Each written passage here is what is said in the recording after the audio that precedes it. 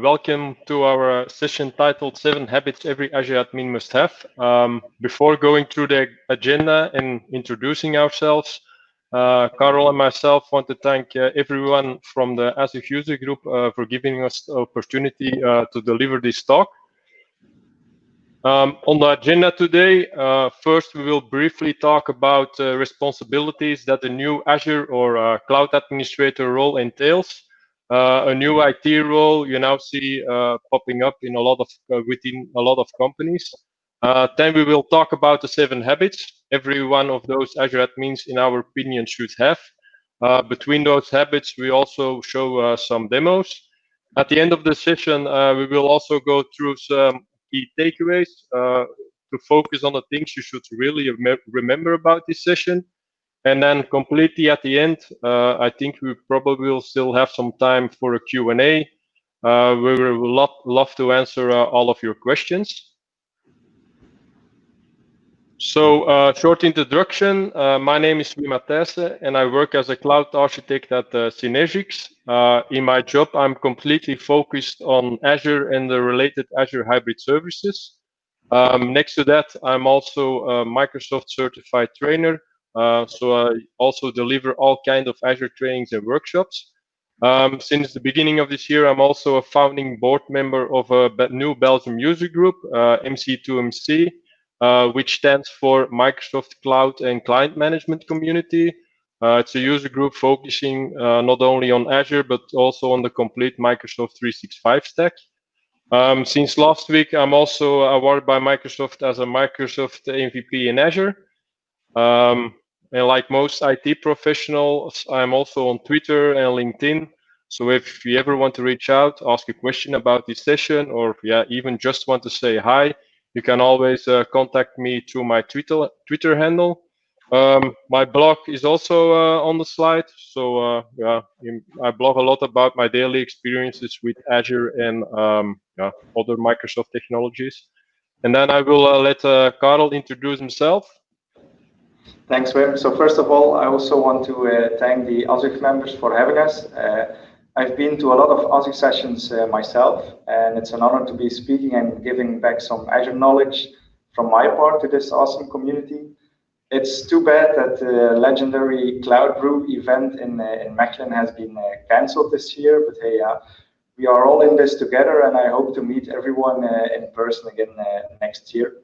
So in short, my name is Karel de Winter. I'm a technology consultant Azure working for Savaco.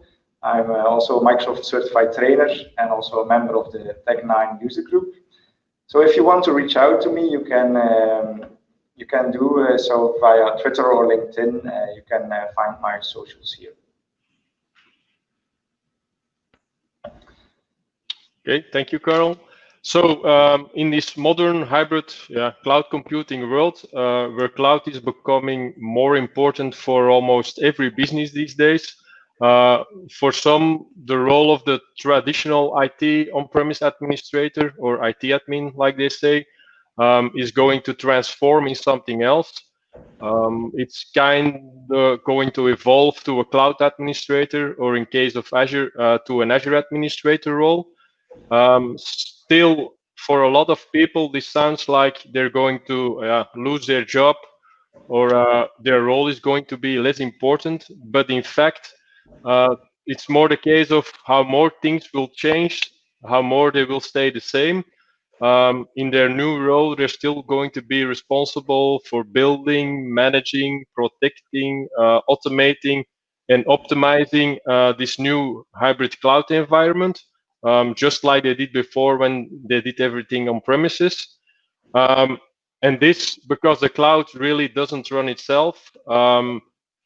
Depending on which cloud service model your workloads are running, is it IaaS, PaaS, or SaaS, there's always a shared responsibility. So depending in which cloud service model you're working, Microsoft will take a lot of the work for it. But you also have some responsibilities. For example, if you're running IaaS VMs, you still need to update them. You still need to foresee them from backup, and you still need to protect them with antivirus. And for example, when you're using Azure SQL databases, you're still responsible for the databases itself and all data related. So you really should keep in mind, yeah, that's everything is a shared responsibility. And we hope in this session with our 7 habits that we can give you some advice how a new Azure Administrator role must function. So, Carl, I think you can go ahead with the first one. Yeah, okay. So if you want to manage and protect your Azure environment, so what tools do you need? And what if you don't have a PC to log into the portal? So, well, let me show you how you can remain in control. So, Wim, I don't know if the audience has already figured out what different movies we showed, but maybe we can replace Rambo here with MacGyver and one of his knives, but I don't know if MacGyver has a movie. So, like Rambo or MacGyver, you also need a toolkit to manage Azure. So, one that you all know is portal.azure.com. But did you also know that there is a Portal app you can install on your PC, or you can connect the Azure Portal without the need for a browser. So, for example, from a management server running Windows Server 2019. You don't need to use a browser, you just can install the app. So the look and feel is completely the same as when you're working from the Azure portal. There is also a specific portal to manage Azure Active Directory. If you only work with Azure Active Directory and you don't want to see any other resources, you can access the Azure Active Directory Admin Center with this portal. And if you want to test out the new preview features, you can use the preview portal, but be aware that you don't use preview features in production because you don't get support from Microsoft and then you are on your own. So, quick question here. Did someone ever rolled out some test environment and woke up in the middle of the night to realize that those expensive VMs you just rolled out are still running? So, well, I did once, and luckily I could use the mobile app to manage my resources from my phone. So if you don't have the app installed on your phone, please do now, because it will save you some money sometime. So, okay, these are the tools that Rambo would use if he was an Azure admin. So you have the Cloud Shell, that's a shell that you can run in a browser to manage your Azure environment. And recently you can also manage your Office 365 environment, so that's very nice. You also have the Microsoft Storage Explorer, the Azure Storage Explorer, and the AZ Copy that you can use to copy large data files from your on-prem environment to your Azure environment. And there is also the Windows Admin Center to enable the hybrid feature. So if you install the Windows Admin Center on your on-premises environment, you can configure some Azure services like you can enable Azure Backup from within Windows Admin Center. One tool you must have also is Visual Studio Code.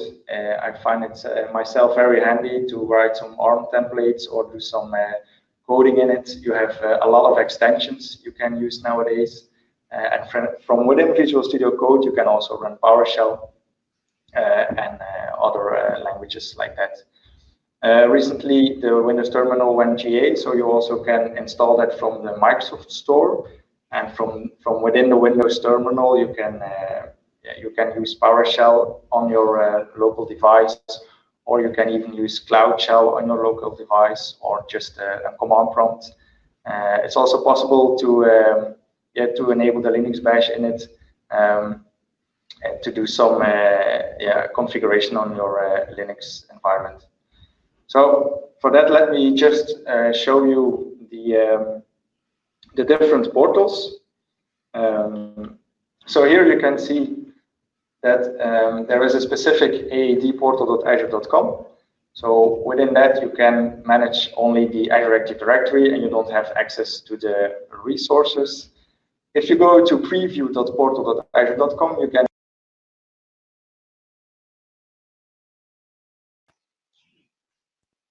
features are new and which you can use. And then you have the Cloud Shell. So let me just reconnect. Cloud Shell you can open from within your Azure portal on this icon. Then there is some new window that is going to pop up. And from within the Cloud Shell, you can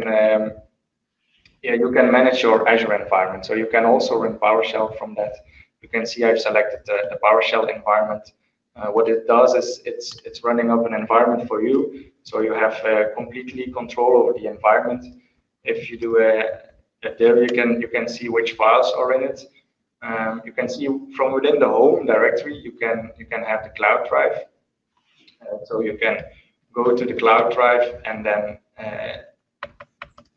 set some files on it. Like here, I have 2 files that are sitting on the cloud drive. If you want to know how to configure this, you can find really good articles on the docs site. But in the back, there is a storage account attached to this Cloud Shell. And from within that storage account, you can save some files.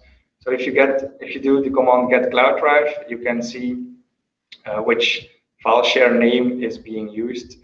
This is the configuration that you have to set up when you first launch the Cloud Shell. You can also see which file share it is from within the upload or download buttons. So you can just create files within the Cloud Shell, but you also can upload them. So if you go via this menu, you can also see the 2 files here saved on the file share in a storage account. Something good to know is if you want to create files, you have editors like code. So if you want to create a new file, then you can just type in code and then the name of the file, and then you have your completely Visual Studio Code editor in the background you can use, you can save, and then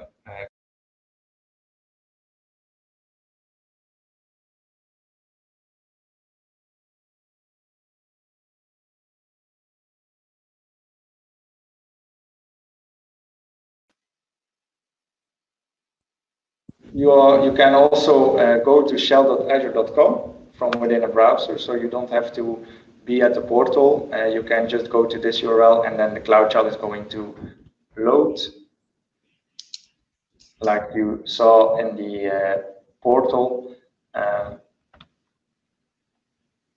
It's just loading. So here you have the same environment as you can see as in the portal.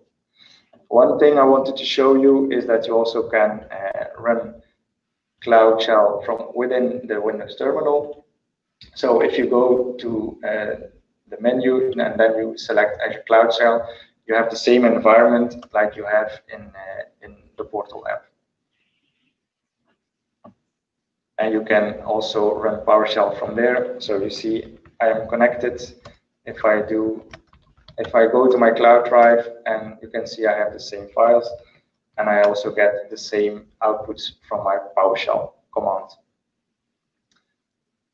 Okay, Wim, up to you. Okay, as our second habit, VMs, where we're going, we don't need VMs. So to remain future-proof, you should try to think beyond IaaS. When moving on-premises resources to Azure, there are a few steps you need to follow to really make your cloud journey a success. A first step is the assessment phase, where you will not only gonna check if your business is ready to move to the cloud, but also where you need to validate if your IT people, the people who will manage the environment when it's migrated, have the right skills to support such an Azure environment. And if not, you can then always foresee the proper training so they were able to manage this in the future. And of course, you also need to check if your current IT landscape and all of its on-premise services and workloads are ready and capable to move to Azure. What we see in practice is that around almost 80 or 90% of the on-premises workloads or servers can be migrated without any issue. and with the overhead of 20 to 10%, maybe something like a DHCP role or legacy applications where there is no support anymore because the vendor simply doesn't exist anymore, needs to stay on premise. So you should also keep that in mind. After that assessment phase, you can plan your migration approach and strategies, always keeping cost in mind, because at the end of the month, someone still needs to pay the Azure bill. For your migration approach, you can use the 5 R's, which can help you how you migrate your on-premise workloads or applications, where you first have the rehost or lift and shift, where you simply pick an on-premise virtual machine, if it's VMware or Hyper-V, or even a physical server, and place it completely the same in Azure. Then you also have refactor and re-architect, where you're gonna rethink your application to make it, for example, high available or more scalable. Then you also have revise or re-platform, where you will move, for example, an on-premise workload to a PaaS service. For example, you have a SQL Server databases running on SQL Server on-prem, and you, for example, try to move them to Azure SQL databases.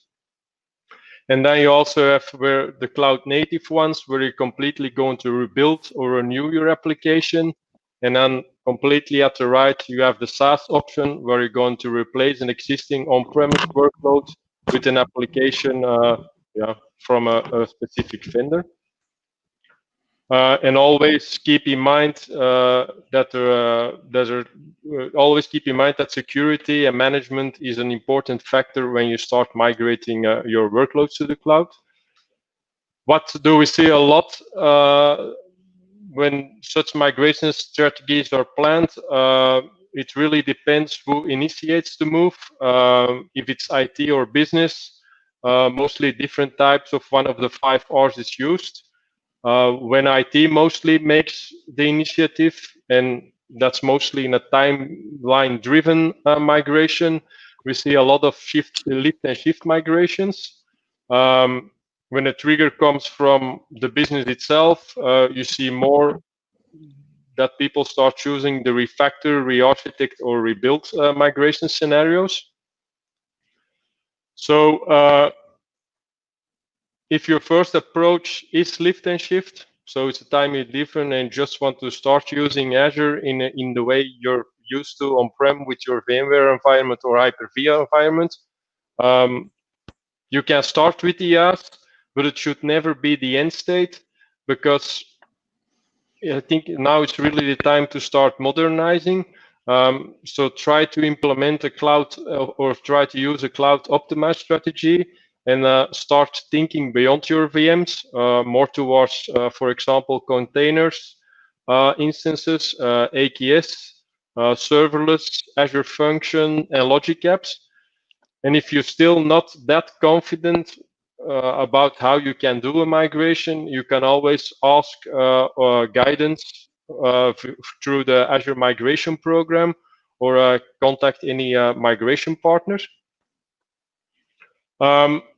These days, we ourselves, for example, as a company, and most companies use Azure Migrate to do an assessment in the Migrate for the on-premises services.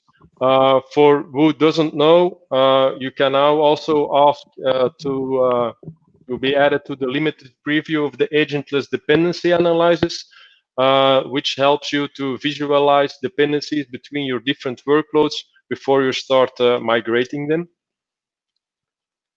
So Carl, up to you again. Okay, so in the next topic, we are going to make sure we remain in control of our Azure environment.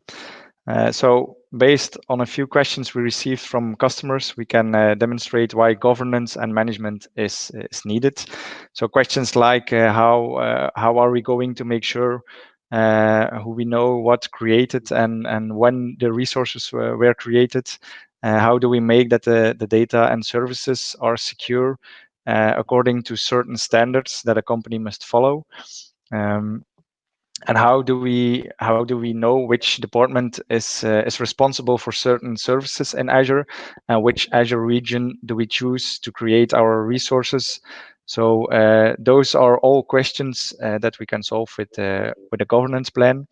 But you can see there are several things that we need to take into account when creating, managing, and securing an Azure environment. And when a proper Azure governance model is followed, you can ensure that your teams are operating in a secure and compliant environment. So one of the biggest challenges in cloud is cost management. So we need to make sure that we are suddenly not facing a high bill because someone has created certain costly resources in Azure. And we also need to be aware that there are a lot of opportunities to store data in Azure, and this could be in regions that are distributed worldwide. So if your company does not allow creating resources for legal reasons, for example, so to store its data outside the country in which it operates, then there must be a way to prevent the data being stored elsewhere. So what does Azure Governance actually consist of? Well, we can use Azure Blueprints to organize and structure our environment. We can also use tags and tagging. With this, we add some metadata to our resources, which will give a logical format to our resources. So always use tags like owner, department, environment. Those are very handy tags that you can use always. And with airbag, which means role-based access control, we can control what, by whom, and where something can happen in Azure. And obviously, cost management gives us an insight into the consumption of the entire cloud environment. We can also use Azure Policy, which allows us to control the properties of our resources. And last but not least is Azure Resource Graph. So this is a very fast and most efficient service we can use to request all resources with certain filters. And it's one of my favorites. So what you can see here is that you have a base layer, so which is the Azure Resource Manager. On top of that, you are going to define your governance tooling like policies, role-based access control, ARM templates, and you can use services like Azure Blueprints and Azure Resource Graph to fulfill the governance architecture. So, like I said, Resource Graph, it's a very powerful tool. You can explore, query, and assess the impact of applying Azure policies. So it's very fast. We have provided some query examples that you can use later on. So, for example, you can count the Azure resources. You can get a list of all your VMs summarized by OS. You also have the possibility to have a list of the VMs by location or VMs that start with a specific name. You can do regex commands here, or you can get a list of VMs with a specific SKU. But yeah, let me show you how the resource graph works. So here I have made some queries. So you search for resource graph, and then you come to the resource graph query, where you can fill in your queries. I've saved 3 to show you what it can do. So if I rerun the query, you see it's very fast. One new feature is that you can format your results. So what you can do is Azure is going to map the type of the resource to a more reading name instead of the long ID you have. So this query does get a list of the resources ordered by a project name, type, and location. Another very handy query I find myself is that, for example, if you have to migrate resources from one subscription to another, then you have to make sure that specific resources are supported. So for that, you can just query all the types of resources you have, and then eventually you can download the CSV file and then analyze that file afterwards. So here you can see a list of all the types of resources you have in your environment. Another simple query is that you can list how many VMs per region you have. So for that, it's back to you, Wim. Okay, thank you, Carl. So for our fourth habit, we want to tell you some more about how you can remain in control of your cloud cost. So you don't have a much too high Azure cloud spend at the end of the month. So a first step is to know which subscription types you can use. At the moment, there are different kind of Azure offers, all with a different rate, offers and benefits. The ones mostly seen used by companies is an enterprise agreement or an MCA these days, or a Microsoft Cloud Solution Provider subscription, where you have the V1 and the V2. The V2 is more related to the Azure plan now these days. With CSP, for example, enables a party to directly work and manage a customer's environment and to foresee a different pricing rate than, for example, in the AI agreement. So you should always keep in mind that the prices for Azure resources will differ significantly when you're using, for example, a pay-as-you-go.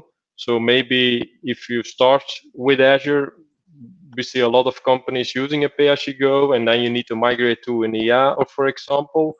Maybe it's also an idea to use an MSDN or any kind of Visual Studio subscription just for testing purposes, because that will also lower the price at the end of the month.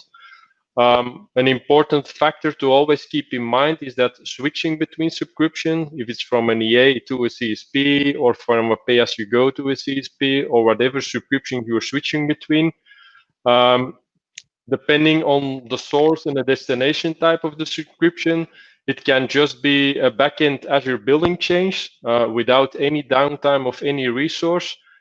But it can also mean, for example, that all resources of the source subscriptions needs to migrate it to the destination subscription, and that can with possible downtime and limitations. So if you ever want to migrate between subscriptions, really be aware of how it's going to affect your environment.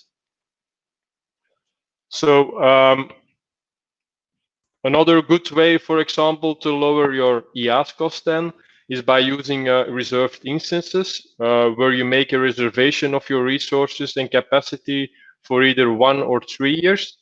You can also combine your risk with a hybrid use benefit, in which you will use your existing Windows or SQL license for your Azure VMs or SQL servers running in Azure.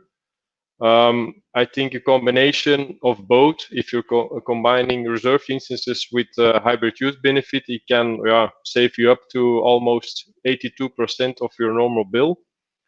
You should always also know that these days you can use reserved instances not only for VMs, but also for SQLs and for premium managed disks from P30 disk up to, I think it's P80 disks. So also keep that in mind, that it's not only for VMs anymore. There are, of course, a lot of other ways to keep your costs down in Azure. First of all, that's a quite simple one, by deleting any unused Azure resources. What do we see a lot in production environments? Someone set up a VM, they attach the public IP address, they don't need the public IP address, and it still stays there. And it's just costing money at the end of the month. So clean up all your unused Azure resources, and probably your Azure bill will lower by itself. Before you start any deployment, for example, in the assessment phase, where I talked a little bit in an earlier habit, it's always a best practice to calculate the estimated cost. For example, you can use the Azure pricing calculator to you have a little bit of notice how much your new resources will cost at the end of the month. Also, when you work on your high-level design or your low-level design, you should always keep an overlook on your design decisions, because also those can impact your costs. For example, a resource can have a lower cost in a specific region than in another region. So for example, a specific VM size can cost that much euros in the West Europe region, but can cost less in the East US region, for example. Or another example is when you're using a storage account to store any kind of data. Depending on the replication tier you choose, the pricing can go up. So you probably can choose between geo-redundant storage or locally redundant storage. It's very logical that a local redundant storage one is going to be cheaper than the GRS. Also, most of the time when people start running IaaS VMs in Azure, you should think of them in another way, because those VMs need to be running 24/7, or can they be stopped in the weekend, for example, or after business hours. If you lower the runtime of those VMs, like in Azure you only pay for what you use. You only go the amount of money you need to pay for these VMs is also going to be a lot cheaper. And then, like we already said before, start thinking beyond the IaaS. Start migrating IaaS resources to PaaS or SaaS, or even go serverless. Azure also has now a built-in and free tool named Azure Cost Management. Probably a lot of you are already aware of this. With Azure Cost Management, it will help you to monitor and manage your cost across all your clouds, even AWS. It's in preview now. You can also define cost alerts to inform you when your Azure consumption reaches a specific threshold. And in that way, you can increase your organizational accountability. And for example, by using Azure Cost Management Labs, you can get a sneak peek of what is coming into Azure Cost Management. But let me show this in a demo. Let me switch to my Azure Portal. Here we go. I think my Azure Portal is showing. So if you go to Cost Management, if you type it in at the global search bar, you go Cost Management and Billing. You can see there is a button Cost Management. It's loading. Okay, there it is. Under the Cost Management tab, you can see, for example, Cost Analysis. If you open it up, depending on which management group or subscription you choose, pricing will be shown. If I go to, let me go to my production and the sub. Okay, if I select this one, that's a subscription that has some resources running. You can see probably it's popping up, it's loading. Let us wait for a few minutes. And then you can see the analysis of a cost. I already need to pay 161 euros this month for this subscription.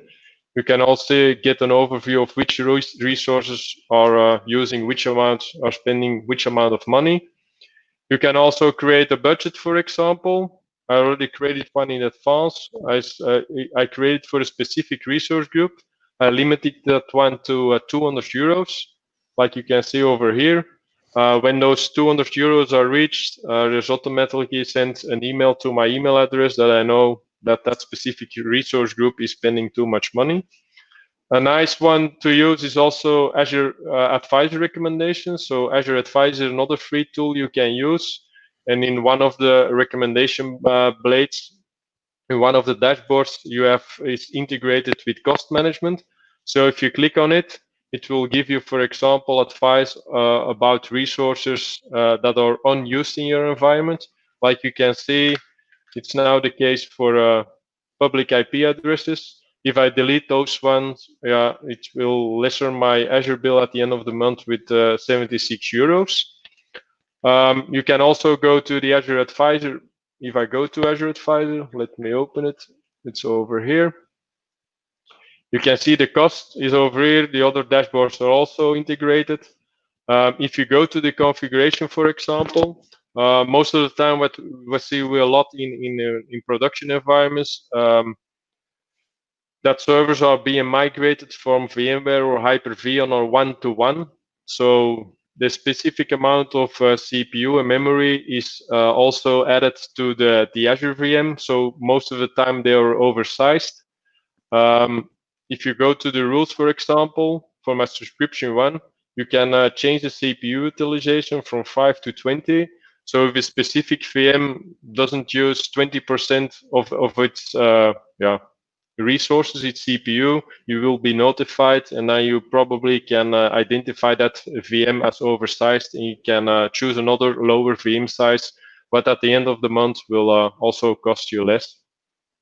So, Carl, I think it's up to you again. Okay, maybe you should delete those public IPs. Then we have some euros to go have a drink. to let it in a demo. Okay, so when do you know when things are going wrong in Azure? And believe me, those things happen for sure.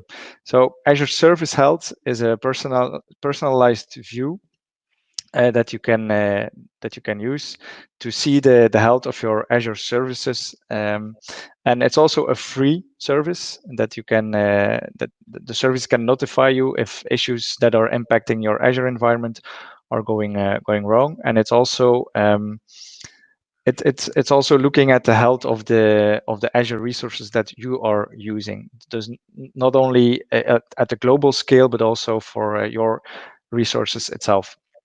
So the service will also inform you when Microsoft is fixing some of these of those issues, and it will keep you updated when those issues are resolved. It's also it's keeping the health history for up to 90 days, and you also can create and manage service health alerts. So you have 3 different service health events. So you have the service issues, which informs you about your Azure resources and Azure services.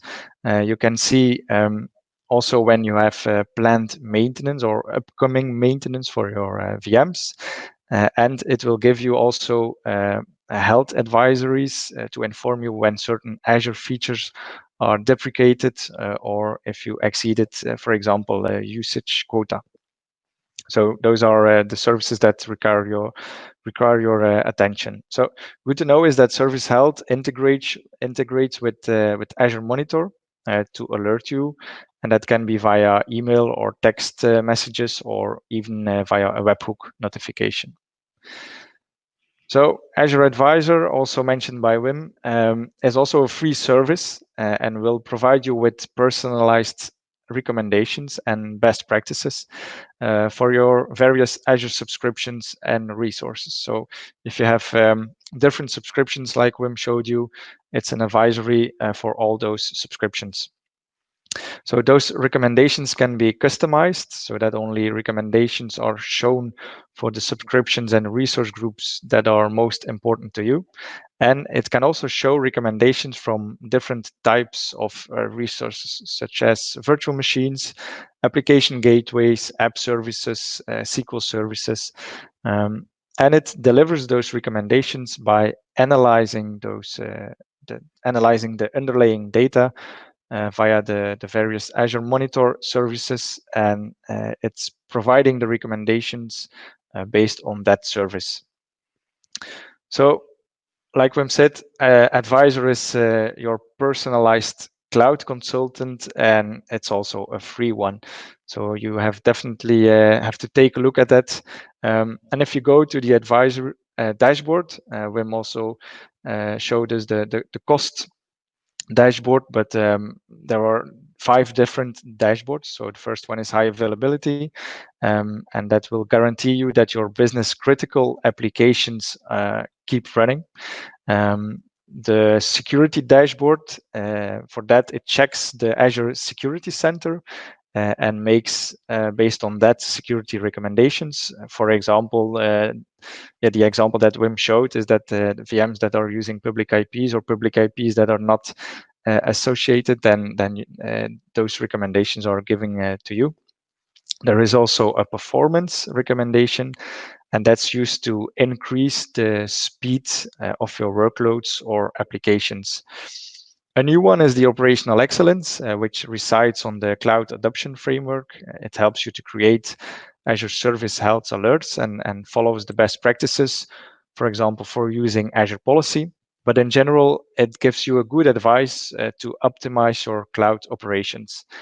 And then the last one is costs. So it helps you to optimize your entire Azure spend and reduce your costs of resources where even possible. So it will do a recommendation to use Azure reserved instances, for example, or to remove an associated public IP addresses. So Wim also already showed you advisors, so I will show you the Azure Service Health. First, if you go to status.azure.com, you have, we can take a look at that page, but it's a global picture. So with that, I mean that you can see all the different services across all the different regions. So if you look at Europe, West Europe, then we can see that there aren't any issues with the Microsoft services. So if we go to the Azure Health demo, so if we go to Service Health, then what we can see is that the first one we have is the service issues. That are service issues that are relevant to our environment. So you can see the green dots here, noting that I have resources running in Europe and in the US. So for now, there are no current issues. So if you want to see past issues, you go to the health history to view the past issues, and then you can select the time range. So for this week, there are no issues found for my resources, but if you go to the last 3 months, then you can see here that there have been some application insights issue. So first step is you can have a summary, a tracking ID if you want to communicate in a support ticket, which subscriptions it has been, and also there has been a root cause analysis that you can read through. And that's what the Microsoft engineers have found, and they are here bringing you extra information about the underlying cause of the issue. So what about resources that we have, because this is still all resources in West Europe. Then we go to Resource Health. So you can see here that we have to select a subscription, and then we have to select a resource type that we want to see if anything or if any issues are with the resources. So for this, those are the virtual machines. So for the first VM, I can see that there is an issue. If you open that issue, Resource Health is going to show you when it has occurred. So here I can see that the annotation of that health issue is that the VM has been stopped or deallocated, but it is customer initiated. So it was I that just deallocated or stopped the machine. So for that, it's a very nice information. And another thing that you can do is you can create health alerts. So from here, you can create a new health alert, and then you are going to get notified if something is happening. If you go and let me show you just to edit this alert, you can see that it is the same alert section if that you can see in Azure Monitor. So you have also the action groups and the alert rule details. Okay, that's it for the demo of Service Health. Okay, as a sixth habit, we want to tell you more about how you can remain secure when connecting to your Azure environment. So how you can set up a secure hybrid network connection, for example. So like probably most of you know, the easiest way, but the least secure one to connect to an Azure VM is by using its public IP address, its PIP.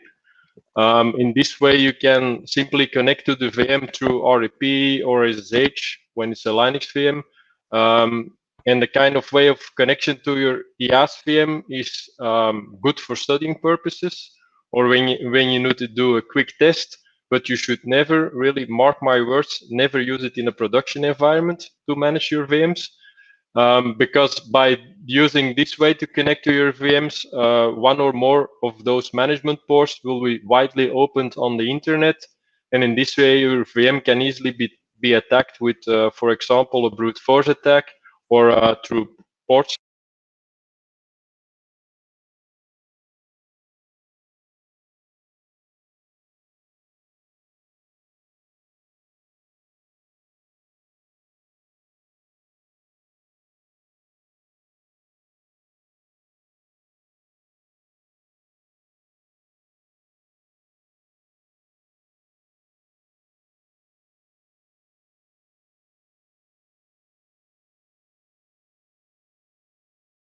That's the thing we see a lot in production environments.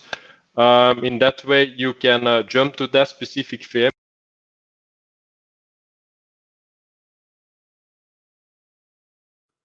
Wim, very quick interruption. It seems your microphone is cutting out. Oy, sorry. Do you hear me now? Yep. It's better now. It's okay now. It's better, but it was muted a couple of times. Oh, from where? Then I can start over again. I think the device really. But anyway, yeah. Okay, I will go ahead. Disturb your there. Okay, so no problem. You can also set up a jump box to foresee all management of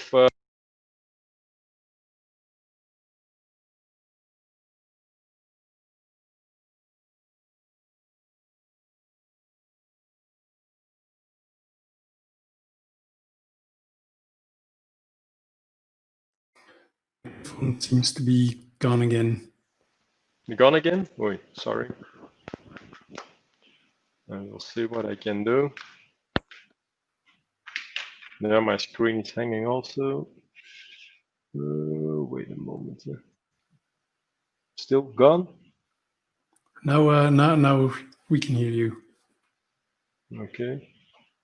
So camera, audio, it's all fine. Better now? Okay, we'll try again. For now it is, yep. Okay, sorry. So with JIT you can control access and reduce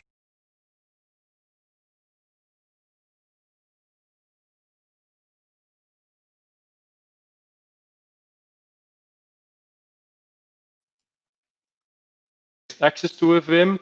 Then security center check if that user has a specific role-based access permissions for that VM. If so, the request is approved, and security center in the back automatically configures the NSG to allow inbound traffic to the ports you want. So, for example, 3389 for RDP or 22 for SSH, and that for the requested amount of time. When that specific time window is passed, it automatically restores the NSG back in its previous states, so no connections can be made anymore. And the nice thing is that all those connections can be reviewed in the activity log. So luckily now we also have a kind of a PaaS service called Azure Bastion, which you provision inside your virtual network. And it will give you a secure and seamless RDP SSH connectivity to your virtual machines directly through the Azure Portal over SSL. So how does Bastion works? The Bastion host itself lives in its own subnet. It's called the Azure Bastion subnet into your VNet. Only TCP port 443 is exposed on the internet.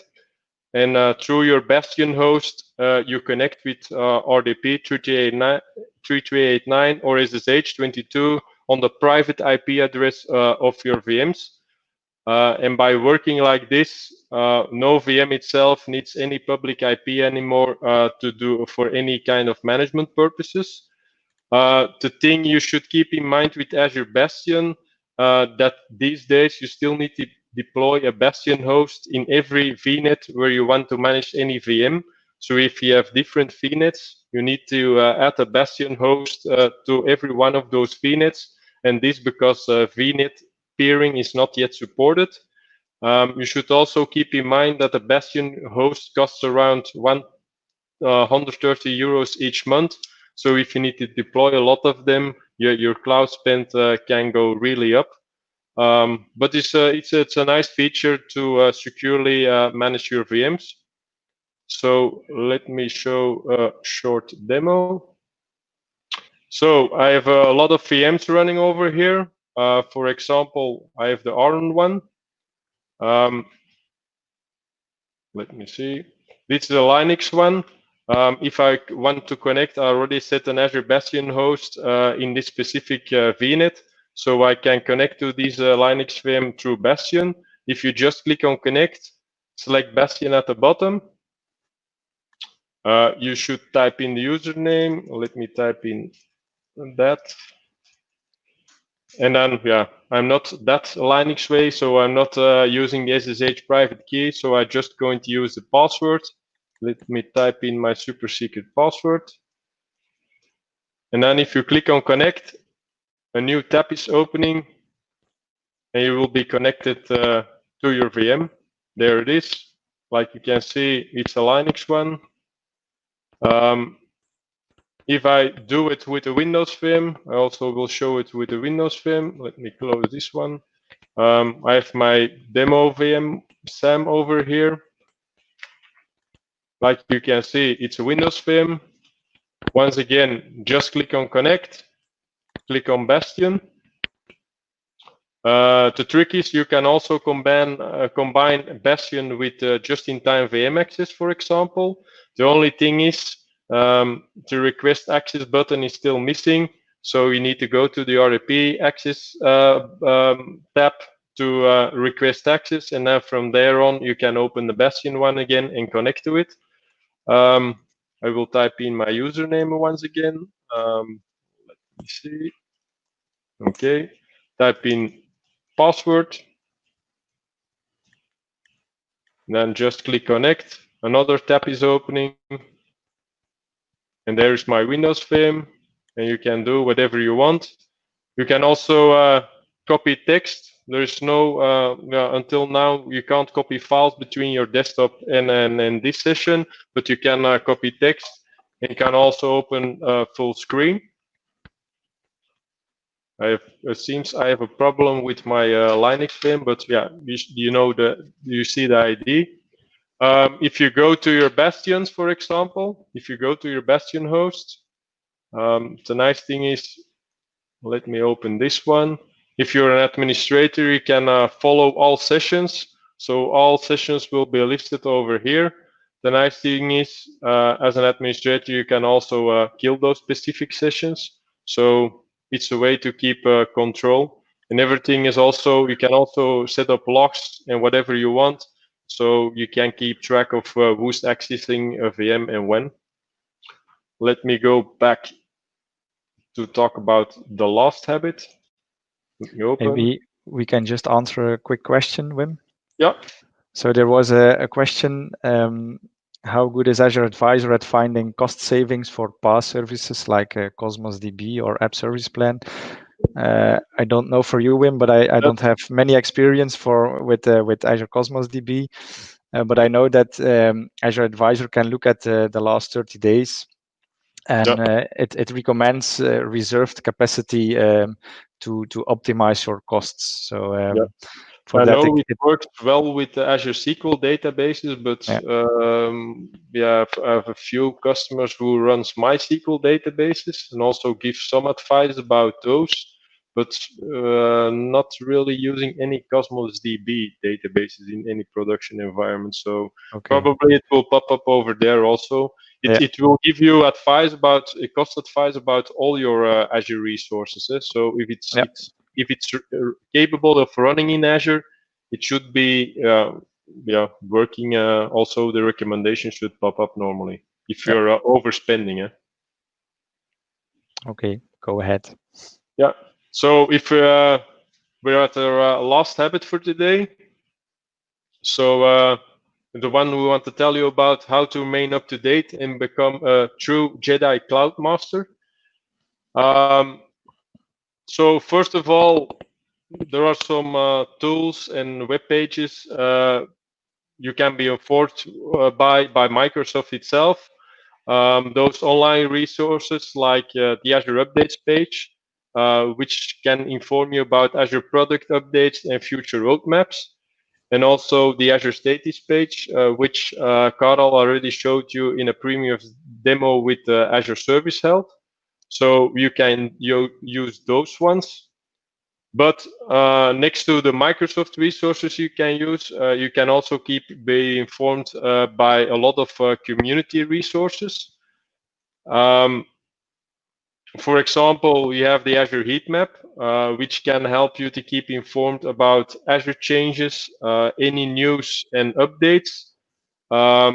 Also public updates. It uses RSS channels and web pages as data resources. So that's one I really have pinned almost in the front of my favorites when I open Edge. You can also measure, for example, the latency to the Azure Microsoft data centers with two Azure speed test websites. And then, for example, Gregor Sutti has a complete GitHub webpage which lists all kinds of Azure resources that can help you as an Azure admin in your daily job. And of course, as an Azure administrator, it's also very important to keep your skill set up to date. First of all, you can these days use Microsoft Learn, which can also help you to study for all new Azure role-based certifications. When working in the Azure Portal, for example, you can use the Azure Quick Start Center or the global search bars, which can help you whenever you want to whenever you're not really sure how to deploy a specific resource. It can help you to give you a step-by-step guidance and even direct links to the recommending Microsoft docs. And last but not least, you can follow Microsoft Tech Community and follow sessions, blogs or vlogs from user groups like Azure, MC2MC, and Tech9. So let me shortly demo something again. So in the global search bar, the nice thing these days is you can type in a virtual machine, for example. If you type it in, you can see it will link you to the specific docs. You can also just, if you're not sure how to do something, you can just type in how to build a web app, for example. It will guide you to the right docs, for example. Let me do it with the virtual machines. Quick Start. Then it will guide you to the Quick Start Center, and you can click on it, and it will open the related Microsoft doc. If you go to the Quick Start Center, you can also type in Quick Start Center. You can open it for people who don't know, and you get a lot of guidance for how you can create a web app, deploy a virtual machine, and even complete setup guides for specific Azure resources. And this all directly integrated in the Azure Portal. So to close off, we have some key takeaways. Let me pop a little bit further in the slides. So first of all, always use all free built-in Azure services and tools, like for example, Azure Cost Management, Azure Security Standard 3, Azure Advisor, and Azure Service Health. If you do it often, start automating it. You can start off in the Azure Portal if you're not familiar with it, but quickly think about using ARM templates, Terraform, for example. If you're more familiar with Azure PowerShell or Azure CLI, use them. You can directly use them from the Cloud Shell or even from your Visual Studio Code or Windows Terminal, like Karel showed you. Then as a third one, try thinking beyond IaaS. So you can start off with running VMs in Azure, but that definitely should not be the end state of your environment. So start thinking about PaaS, SaaS, serverless, Azure functions, containers, so your environment is really cloud and future-proof. Start using governance, and this have a good governance plan to remain in control of all of your Azure environments. So you're not getting surprised that there is a security breach or that costs are too high at the end of the month. An important one, you still need to pay an Azure bill at the end of the month. So really keep an eye on your cloud spend. And if you have running resources who nobody uses, also delete them. Use Azure Cost Management to get notified of spendings, and also analyze your costs some days in the month. And then the last one, always keep learning. Azure is a ever-changing world. Every week and every day, new things pop up, and everything changes a lot. So always try to keep up to date with your learning and your Azure skills. So at the end, so you can be a good Azure admin. So I think we can close off with the Q&A if there's still any questions, Karel. Yes, we have one question. I think you can answer this. The question is, so do you guys have any experience in how to prevent or monitor public, so internet-facing management ports? So this is to avoid VMs being taken over by Bitcoin miners. Asking for a friend, he says. Or he wants to run them himself. I almost never use public IP addresses in Azure. For example, in a production environment, if it's not really needed, only maybe if you're running any kind of website on a VM, for example, but then we mostly protect it in front with an application gateway. We always set up any kind of Azure firewall. You can protect it with that. So there are a lot of integrated tools, all with a specific cost. But yeah, you can start off simply with NSGs and block everything. You can put in a rule 900 and no communication will go out. Yeah.